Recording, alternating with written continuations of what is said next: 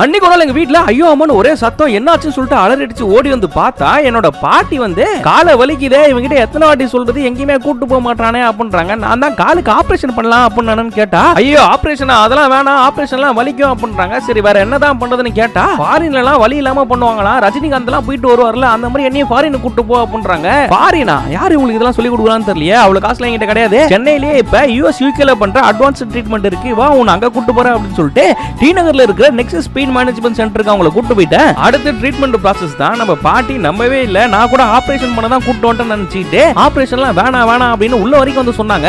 Doctor தெளிவா சொல்லிட்டாரு ஆபரேஷன்லாம் இல்லம்மா இது ஒரு சிம்பிள் ப்ராசஸ் வலி எல்லாம் சுத்தமா இருக்காது அப்படின்ட்டாரு. நானும் பாட்டியை கூப்பிட்டு செக் பண்ணிக்கிட்டேன் ஏதாவது வலிக்குதா அப்படின்னு. பாட்டி எல்லாம் எதுவும் வலி இல்ல நல்லதா இருக்கு அப்படின்னாங்க. ரொம்ப நாளா இந்த கால்வலி அவங்க சொல்லிக்கிட்டே இருந்தாங்க. ஒரு வழியா இன்னைக்கு அவங்களுக்கு இந்த ட்ரீட்மெண்ட்டை பார்த்தாச்சு. என்னம்மா கால்வலி எப்படி இருக்கு பரவாயில்லையான்னு கேட்டப்ப பரவாயில்லையாப்பா கால்வலி ரொம்ப குறைஞ்சிருக்கு அப்படின்னாங்க. பாட்டிக்கு அவ்வளவு சந்தோஷம் இந்த ட்ரீட்மெண்ட் எடுத்ததுக்கு அப்புறமா. மக்களே உங்க வீட்லயும் யாராவது ஆபரேஷனுக்கு பயந்துகிட்டு ட்ரீட்மெண்ட் எடுக்காம இருந்தாங்கன்னா அவங்களை கூட்டு வந்துருங்க வலியை கம்மி பண்ணிடலாம்.